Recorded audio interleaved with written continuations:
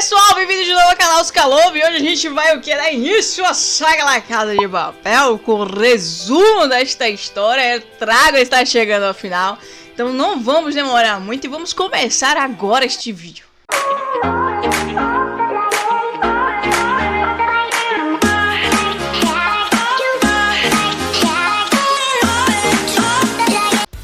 De Papel conquistou a todos o que? Com a genialidade do nosso querido professor e o que? Os seus companheiros sensacionais com codinomes de cidades maravilhosas. Inclusive o Rio de Janeiro está sendo representadíssimo nestas quase 5 temporadas. Meu Deus, estamos chegando ao final do Trago. Estou emocionadíssima, mas antes da gente começar a falar um pouco de como foi essa história até agora, eu já peço que a vocês deixem seu like, seu comentário, ative o sininho das notificações e já me conta o que vocês estão achando aí até agora da história de La Casa de Papel. Agradeço demais a todos os inscritos deste canal. Vocês são sensacionais, vocês são demais. Em breve a gente vai ter novidades aqui. Sem mais delongas, bora pra história. La Casa de Papel, uma série que é espanhola, originada lá de Madrid, a Netflix comprou logo que no final da sua segunda temporada e disse: os queridões, eu quero história, eu quero fazer história, eu quero colocar ela para o que? Os anais internacionais, exatamente. E tomou essa proporção que é hoje maravilhosa, sensacional.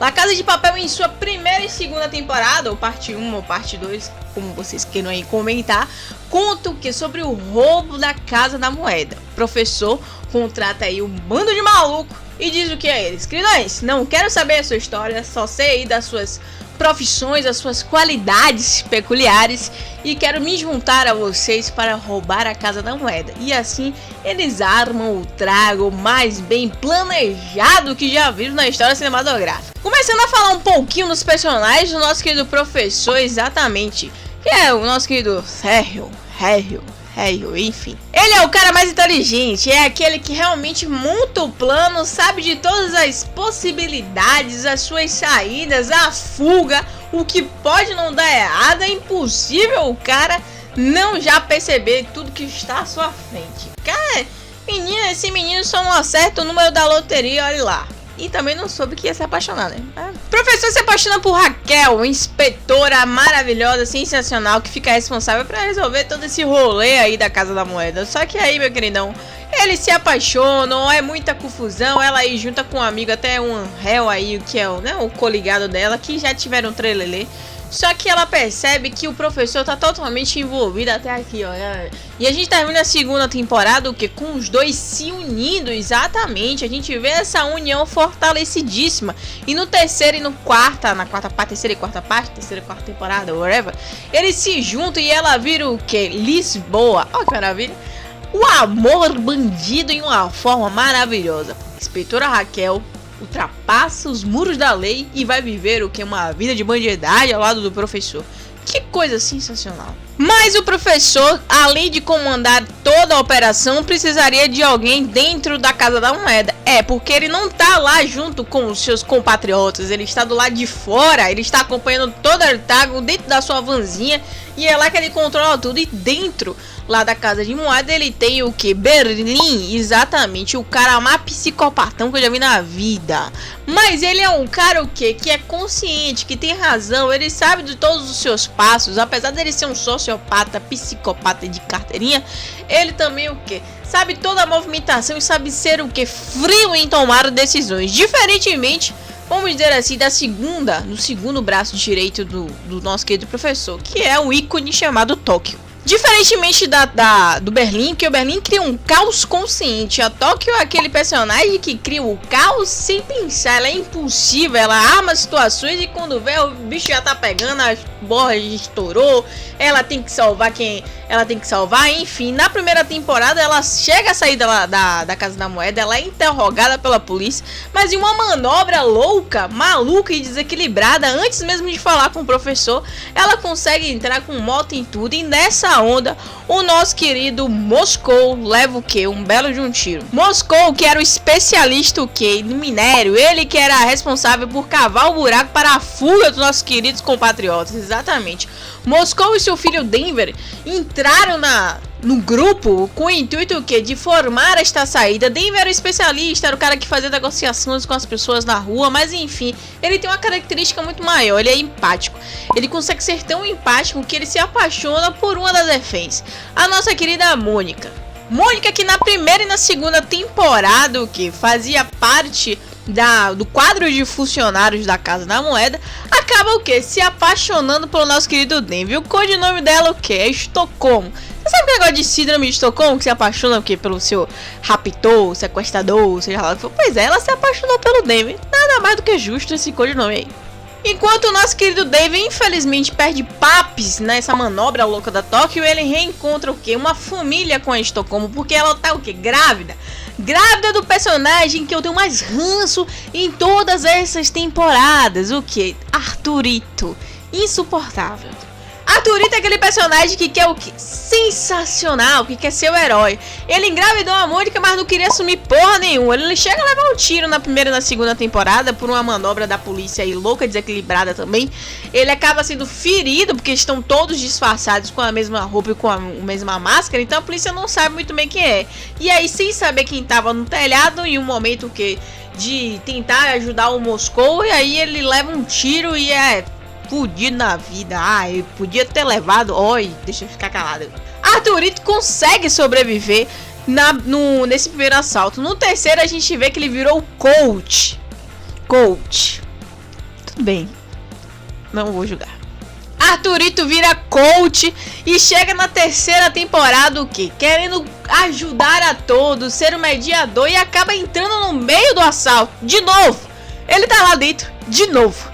Oslo e Helsinki, que são irmãos, eles participaram da primeira e da segunda temporada. O nosso querido Oslo infelizmente morreu em uma manobra dos reféns querendo fugir, levou uma pancada na cabeça e teve uma morte prematura. Eu adoro, o Oslo era sensacional. Mas o seu irmão Helsinki sobreviveu, vem numa segunda temporada e tem até um romance, mas a gente chega lá. Ryu, que é o que? O hacker do grupo, que entra para o que? Entrar no sistema da Casa da Moeda, fazer aí as coisas tudo, negócio de mensagem decodificada. É com o Ryu, é um jovem rapaz inocente que nunca teve aí um envolvimento tão grande com o mundo do crime, e agora o professor tem esse triunfo. Só que aí ele se apaixona pela Tóquio, eles têm aí umas idas e vindas durante todo o trago, e no fim das contas eles conseguem fugir logo na segunda temporada. Só que a terceira temporada, o Ryu é o motivo principal por esse assalto do Banco Central. Exatamente, Banco Central não, Banco da Espanha, porque a gente não tá no Brasil. Esse Banco da Espanha é um assalto para o quê? Tentar resgatar o Ryu, e é uma coisa que acontece logo de cara, porque o Ryu é capturado, o Ryu é torturado por nada mais nada menos do que a nova inspetora que está no lugar da nossa querida Raquel, inspetora Sierra, que é o irmã de Lúcifer, parente de Lúcifer. Aquela mulher é um demônio. Mas antes da gente falar da nossa inspetora Sierra, eu nada mais nada menos falo do que do ícone dessas temporadas todas. Gente, eu sei que tem gente que gosta da Tóquio, mas a Nairobi, puta que pariu. Ela é uma triarcado, exatamente, a ícone, aquela mulher sensacional, falsificadora de primeira linha. Por isso o nosso querido professor a escolheu lá na primeira temporada. É responsável por fazer as notas lá na Casa da Moeda. Foi o que? Maravilhosa, que pegou o Helsinki, abraçou, e eles viveram depois da fuga, logo do primeiro assalto, viveram aí fugindo, maravilhosos, curtiram. Ela tem um filho, inclusive, ela ama o filho, tentou aí, manda ajuda pro filho e tal, aquelas coisas horrorosas. E aí, quando tem esse segundo assalto para resgatar o Ryu, ela acaba levando um tiro no momento que esse cão chupando manga chamado Sierra coloca o menino lá de cara pra ela ver e diz assim: aqui ó, seu filho aqui ó, e ela pá, é um tiro aí de um atirador de elite, por ordens da Sierra, e ela fica entre a vida e a morte. Só que na última parte que a gente já viu, um outro filho de... acho que nem filho de Lúcifer. Ai, eu não gosto nem de lembrar o nome desse povo. O Gandia, que é um dos seguranças do Banco da Espanha, acaba o quê? Matando a Nairobi, e perdemos essa parte importante da história, esse personagem maravilhoso que conquistou os nossos corações até agora. Nairobi, além de ser carismática, conseguia pôr ordem quando o povo tava tudo surtando, e era a BFF da Tóquio. Já tinham aí planos e planos, inclusive o professor tinha o quê? Topado ser o doador para a sua próxima gravidez. E aí agora? Não tem mais, vai ficar tudo no sonho, porque a Nairobi foi ver Jesus. Com este retorno para o que? Tentar salvar a vida de Rio, o nosso querido professor lembra de um plano ousado que ele, seu irmão Berlim e outro amigo chamado Palermo, que é um verdadeiro otário, enfim, tinham decidido anos atrás fazer, que era o assalto ao Banco da Espanha, mas por motivos óbvios que vamos explicar daqui a pouco, eles decidiram não fazer o assalto e somente o Berlim e o professor seguiram para o caminho para o assalto ao Banco da Espanha. Nessa terceira e quarta temporada, o nosso querido Berlim volta, porque foi um personagem que agradou, mesmo ele sendo louco. Ele era um personagem que trazia um caos bem arrumado para a história, então ele voltou em forma de flashbacks, que eu adoro essa desculpa. Vamos fazer um flashback aqui pra botar personagem. Espero que Nairobi volte em flashback. E aí a gente entra na história do Palermo, que eles se conhecem há anos. O professor decidiu trazer essa história do roubo de volta e chamou o Palermo para poder ajudar ele, porque eles sabiam de todas as nuances, do que poderia ser, do que não poderia. Inclusive, nesse período que o professor e o Berlim descobrem que o Gandia, que era o segurança, era um verdadeiro louco. Ele era capaz de tudo e poderia ser aí uma situação de morrer ou matar com ele. Ele sabia que o Gandia ia dar problema em algum momento. Mas nesse período também a gente descobre que o Palermo era apaixonado pelo Berlim. Ele tinha uma quedinha, um crush bem forte. Só que o Berlim acabou se envolvendo com uma pessoa chamada Tatiana, que inclusive vamos falar dela semana que vem. Tatiana, que é o seu relacionamento amoroso, ele casa com ela, e quando o Berlim percebe que isso vai ser um problema muito grande para o relacionamento deles, eles decidem não fazer o assalto ao Banco da Espanha. Então aí mudam os planos e só ele e o professor seguem para o assalto à Casa da Moeda, e o Palermo fica aí, Palermo na vida, e não vai para lugar nenhum. Bogotá, que é o especialista em soldagem. Lá no primeiro assalto a gente tinha o quê? O Moscou, que era o minério para poder, né, cavar as coisas, para poder passar de um lugar para outro através de baixo da terra. Aqui no Banco da Espanha o esquema é um pouquinho mais complicado, porque a gente tem aí um cofre que enche de água, e aí não tem como você pegar as barras de ouro, enfim. E nesse banco não tem só barras de ouro, tem segredos de estado, aquelas coisas horrorosas todas, porque é o Banco da Espanha, coisa aí de outros países. Imagine a treta que não vai ser nessas últimas partes. E o Bogotá é o especialista em soldagem, ele que faz o furo, e o povo entra, negócio de macacão, de água, tiro. É uma coisa muito bem elaborada, como professor, né? Digno de ser de professor. E além deste rolê todo, o Bogotá ainda se apaixonou pela nossa querida Nairobi. Ele já tava puto da vida com as coisas, tudo que tava acontecendo com ela. Quando Gandia mata a criatura, na primeira oportunidade que ele tem, em uma trama sensacional para resgatar a Raquel, que eu já vou explicar. E sim, ele dá uma surra no Gandia. Ah, eu adoro. Na hora que esse homem pega o Gandia, mata. A cena aqui, matou minha personagem preferida. Não ia dizer de direitos humanos, não, porque o cara é insuportável. O cara merece ficar do lado de Lúcifer lá embaixo o resto dos dias dele, da eternidade. E depois de alguns rolês em relação ao Palermo, que ajuda o próprio Gandia a poder aí armar um treleto. Inclusive ele é um dos responsáveis indiretos em matar a Nairobi, porque se ele não tivesse liberado este infeliz desse Gandia do lado dos reféns, nada disso teria acontecido, ranços. E além de tudo, ele machucou o coração de Helsinki. Existe um trelê entre os dois. E o Palermo, que pisou no coração do meu urso, do meu beer. Não rola isso não, Palermo. Você, Palermo, não vale um centavo da minha carteira. Diante desses trelês todos, a nossa querida Raquel ainda é capturada, porque neste assalto ela estava cumprindo o papel junto com o professor do lado de fora. Ela é o que? Capturada por ninguém mais, nada menos do que Sierra. Essa inspetora, que é outra que tem pacto com Lúcifer. Eu não sei o que essa mulher tá grávida, esse menino não nasce, essa grávida que não acaba nunca, vive com um negócio de um doce na boca, um negócio de cigarro. Essa criança vai nascer diabética, já tá fato. Mas ela é uma infeliz que faz um esquema tortura o Rio.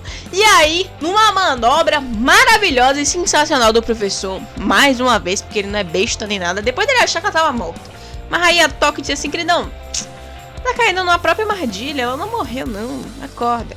Ele confirma que ela não morreu, avisa ela que vai dar um jeito e dá mesmo. Ele faz com que o Rio dê um depoimento sensacional, maravilhoso, expondo tudo o que passou. E aí o corregedor lá, o chefão da porra toda, aqui também é outro infeliz, diz ela: assuma aí, Sierra, né? Diga que o negócio foi só você. Só que ela vai dar aí o depoimento e óbvio, evidente, ela não mete o sono dela não, né? ela fala logo do governo todo. Fiz com autorização de todos os responsáveis do governo da Espanha de Madrid, os relatos 4. Ela larga logo o doce, a merda, e aí? Faz o quê? Faz nada, criança. Tá ruim. Ela foge e, óbvio, evidente, já está com o seu plano todo armado para ir atrás do professor. Começa a seguir as pistas, investigar da sua própria conta e chega até o professor. E a nossa querida Raquel, que está sendo transferida porque é colocado lá que ela está sob custódia indevida, da forma errada. Ela é redirecionada para um depoimento formal e oficial. E nesta saída do depoimento, óbvio, já tínhamos o que? Um plano sensacional e ela retorna para o banco. Retorna não, né? Vai direto para o Banco da Espanha.